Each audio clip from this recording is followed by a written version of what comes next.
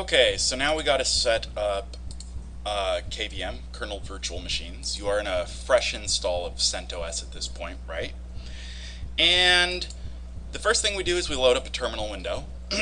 We're logged in as root.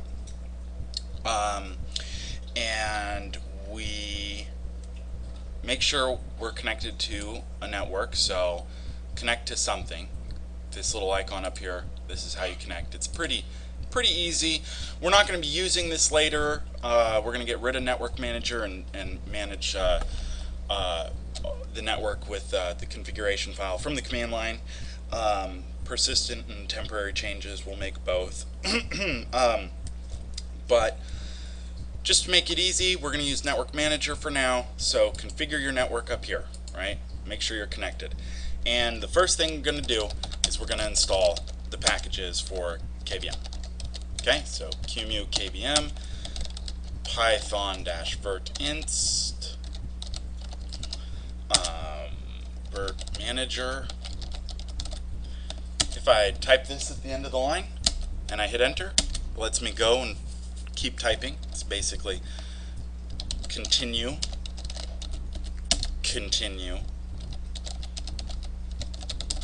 So I have a long thing to type. It allows me to keep doing it, and when I want to end what I'm typing, I don't put that at the end, I just hit enter. So install all the packages for Kernel Virtual Machines. Now, just to go over it again, the packages were QEMU KVM, Python-Virt-Inst, Virt-Manager, Virt-Top, Virt-Viewer, libvirt, and libvirt-client. Okay? And hit yes. So now it's going out and it's grabbing everything that's needed. It's grabbing all the dependencies and things like that, and it is installing it.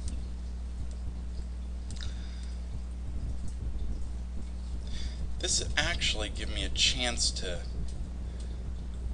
So Yum is a package manager, and we can install things through Yum, right? And this will give me a chance to kind of show you something. So let me do something real quick. Come up here.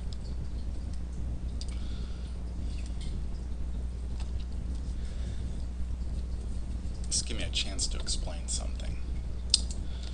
Teamviewer. You don't have to do this, I just want to show you something. So I'm going to download Teamviewer for Linux,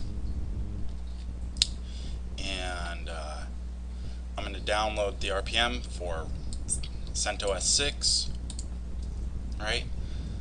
And I'm going to save that. I'll show you something here in a minute. Yum has made life so much easier. Package managers have made life so much easier. Okay, cool. So I got Teamviewer, and I'll show you exactly how cool this is. So Teamviewer. So KVM's installed. This is a little bit of an aside. So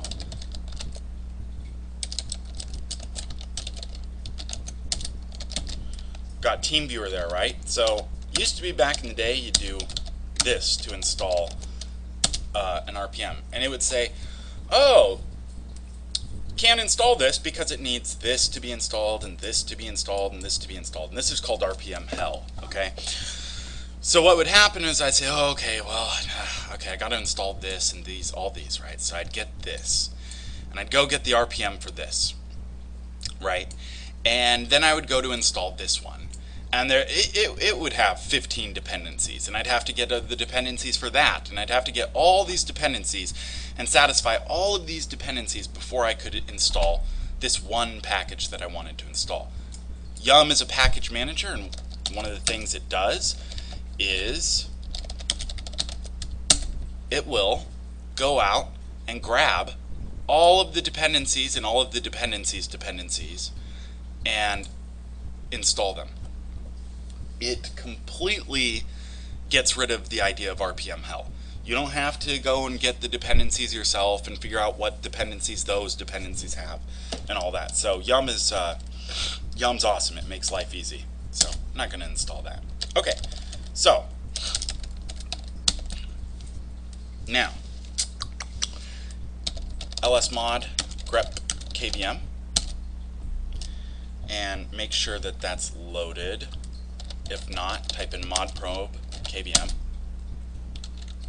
then do it. Okay, it's loaded up, right? Now, you have two situations here. If you, in this case, I have a root directory, and everything on the root directory is here, so I've got a pretty small root directory, but let me show you something. Over here, oops, I have a large home directory. It's 172 gigs for my home, and I got a 50 gig root directory, right? Well, KVM saves its images to /var/lib/libvirt images, right? And since that does not have its own mount point, var, whatever, it's basically going to use space on the root directory. Now, since I had a much larger home directory, and if you are in that situation that you have a large home directory and a not so big root directory, then follow these steps. First thing you want to do is you want to make a directory under home, okay, home QEMU images. Then you want to change the ownership of that directory to qemu.qemu, oops, /home/qemu. Okay.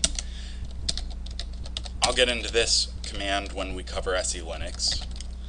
But so you type this in, var libvirt/images /home/qemu.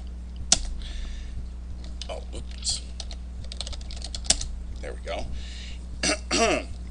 And then we want to remove the directory var libvirt images, and we want to say create a symlink between home QEMU images and var libvirt images. Okay, so basically what that did was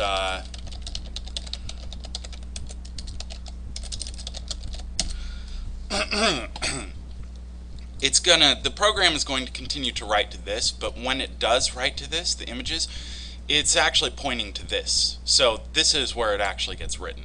It's kind of like a shortcut. It's called a symlink. Okay. So basically, I'm not going to use any of the space on my root partition. I'm going to use the space on my home partition. Okay. So if all you have is a root partition and you don't have a home partition, then no big deal. You don't have to worry about that. But in this situation, yeah. So the next thing we want to do is, let's start libvirt-d. Start and pull up Virt-Manager. Oops. Okay. Virt-Manager. Now, we're doing this for ease of use. I can't do it because I'm in because I'm in a virtual machine right now. So I'll just show you from in here. So System Tools, Virtual Machine Manager, right?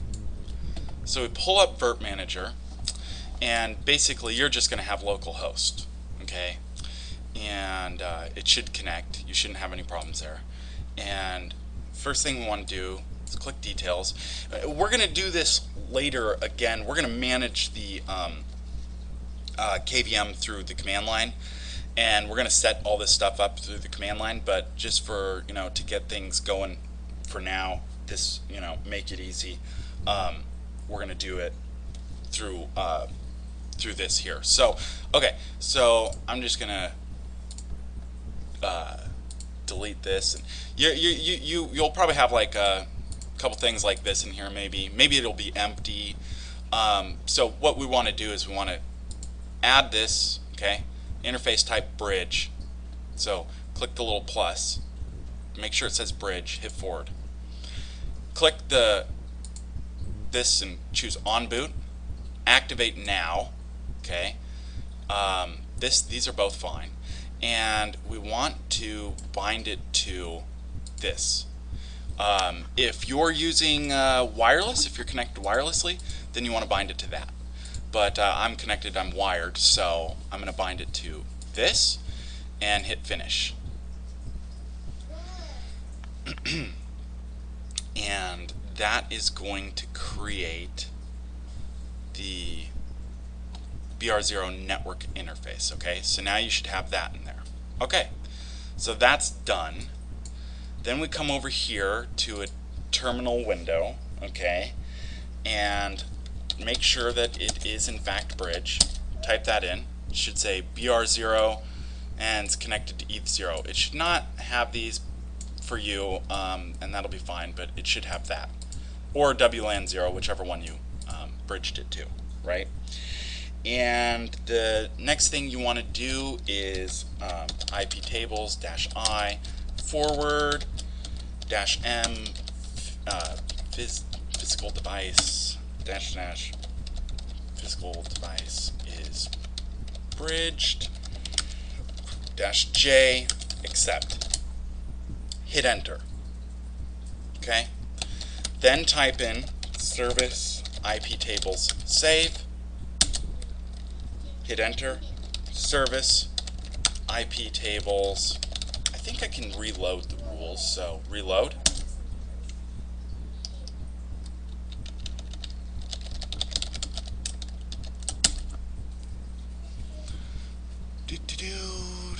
Where's my forward chain? Chain forward. IP tables -I forward -M. Maybe I don't have this rule in there. Sshd is bridged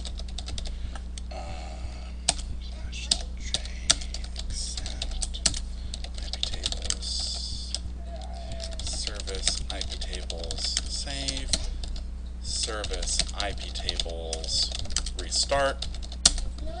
Okay, and it should say, there we go, it should say accept all anywhere physdev match physdev is bridged. Okay, so it should say that. Okay, if you do not have Nano, yum install Nano. I already installed it. We're gonna cover VI. I never used Nano, but just, you know, to make things easy for now, I'm gonna use Nano. Etsy sysctl.conf. So nano etsy sysctl.conf. Okay? Come down here to where it says net bridge, you know, this long line, and these 3 lines here, if they do not say 0, change them to 0. If they are 1, change them to 0. Okay? Control X, and it'll ask you if you want to save it, hit yes, and then write it out to the same file, and do a sysctl-p etsy sysctl.conf to reload that. Okay? And after you've done that, do service libvirt-d restart. Okay, so we restarted that. Then you're going to come up here to our virtual machine manager, right? Connect to it. It should already be connected, but if you have to, just right click and hit connect. Okay, and we're going to create our first virtual machine. We're only going to create one virtual machine for now. We're going to create others, probably in Arch Linux, maybe even Ubuntu, a couple CentOS virtual machines, possibly a FreeBSD, and possibly a Solaris, because we're going to want a mixed platform environment. Okay, choose local install media and hit forward. Now you should have, oh whoops, name it vm1.noob2admin.com. Okay, use ISO image, right? Now since we are root, the ISO image, okay, actually, before I do that, let me show you something. Come over here to CentOS, CentOS's website, downloads mirrors, public mirror list. You should have either download it or have it CentOS 6.3 ISOs, CentOS 6.3 x86 64 minimal. Okay, download that. When you download that,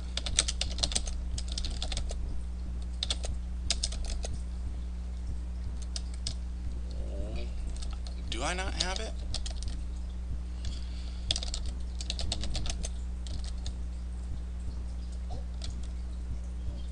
I don't. How large is it? Because if it's too large, I don't want to download it. I'm going to pause and I'll download that. Okay, so I'm done downloading it. And look at this. Noob to admin was taken, right? It's taken. Someone already has that username. God. I'm going to try and upload these to YouTube. So I did noob to admin was taken. Who has that? Somebody already has that username. That's unbelievable. Yeah, okay. So the download is done. Now it will download to the downloads directory, right? And here it is. So I want to move that downloads CentOS to temp. Just move it to temp, okay? And we come back over to our virtual machine manager and we browse local, go to the file system, and go to temp and choose minimal, okay? And we will say it's Linux and it's rel 6 and hit forward. CPU or memory 512. CPU one CPU is fine. Forward. 8 gigs, that should be fine. Forward. Make sure that it's using the bridge interface we just created. So hit advanced options, make sure that that is selected. And these are fine. Hit finish. So it's creating it and it's setting it all up, and it's gonna boot off that ISO.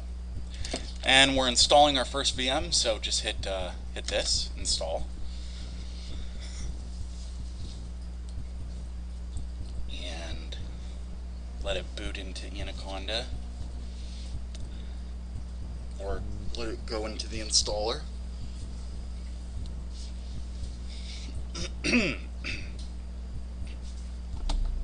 Okay, skip.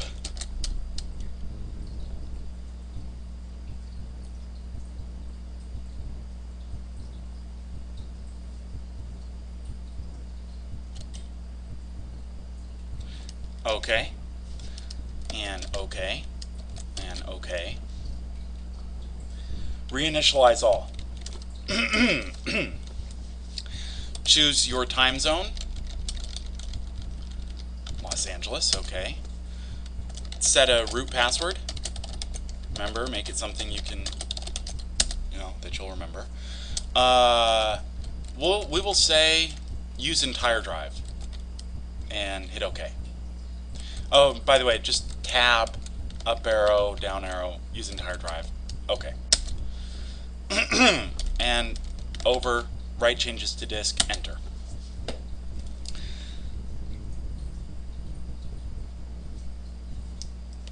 And so it's creating the drives now.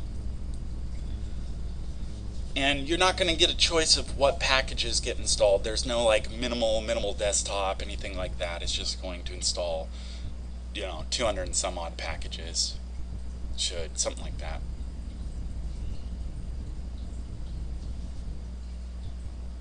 Yeah, 212.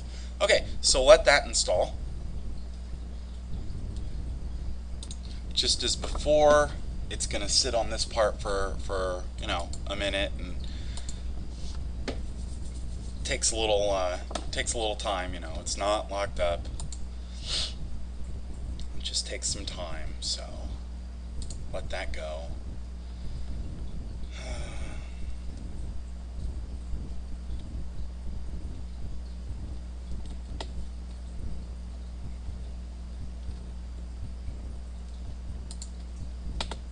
I don't have Flash. Hopefully that's not a problem. Shouldn't be. If you happen to get stuck in the, you clicked in here and you get stuck, hit Control L, Control Alt, left Control Alt, and that will release your mouse.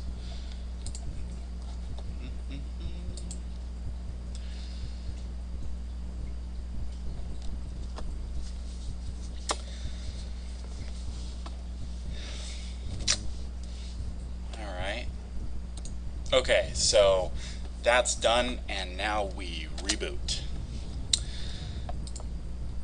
And we got just one more thing to do, and we will be done with our first VM, and we can finally move on to lessons.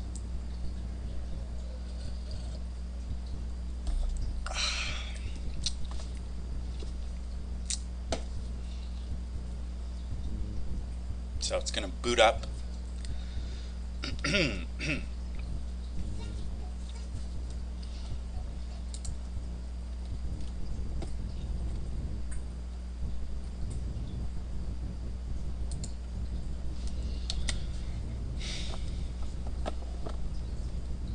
Oh, if you want to see all that, you can hit escape. Otherwise, it just shows that splash screen with the loading bar at the bottom. Whoa, starting FCOE initiator service. Fiber channel over Ethernet. Okay, so log in with your password. And the first thing you'll notice is that your adapter is down. Can't ping google.com. So we want to get the adapter up. And we want Nano. So say if up etho, but we don't want to have to type that in every single time, so we're going to make it so we don't. Okay, so now etho should have an IP address, right? And so let's see, we want to install Nano. Yum install Nano.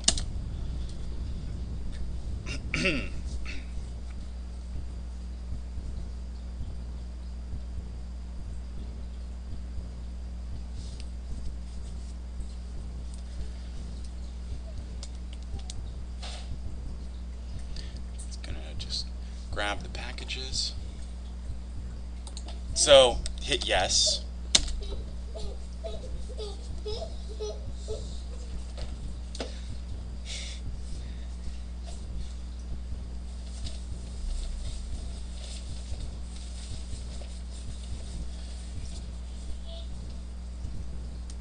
And hit yes.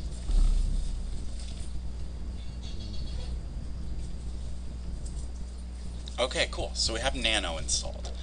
So next I want to do service network manager stop. Yeah, okay, cool. It's not even installed, so that's good. So we want to say nano /etc/sysconfig /network -scripts /ifconfig eth0. Okay? And we want to change this where it says on boot to yes. Okay? Get rid of this line. It doesn't really matter since Network Manager is not installed anyway. And on boot yes, and control X and yes and enter. Okay, so now when we boot up the machine, our network adapter will come up automatically. We can do a yum update if you want. That's not necessary, but that can be done. Okay, so the next thing I want to do is type in service SSHD status. And it says it's running, right? So IP-addr show etho, and our IP, or my IP, is 192.168.1.135. So come over to a terminal on your physical machine, okay, and type in SSH 192.168. Whatever the IP address is here, mine 1.135. Okay, 1.135. It should say that, okay? If it doesn't say that, then there's a problem, okay? Something's not working. So if it doesn't say that, let me know and we can troubleshoot what's going on. So I just logged into the remote, I just logged into my VM through SSH. And this is really, I mean, this is, you know, this is how you're going to manage systems as a system administrator. You're going to log in through SSH. So that's it. So KVM is set up, everything is set up, CentOS is set up, and now we can actually start our lessons. So, all right, see you in the next lesson.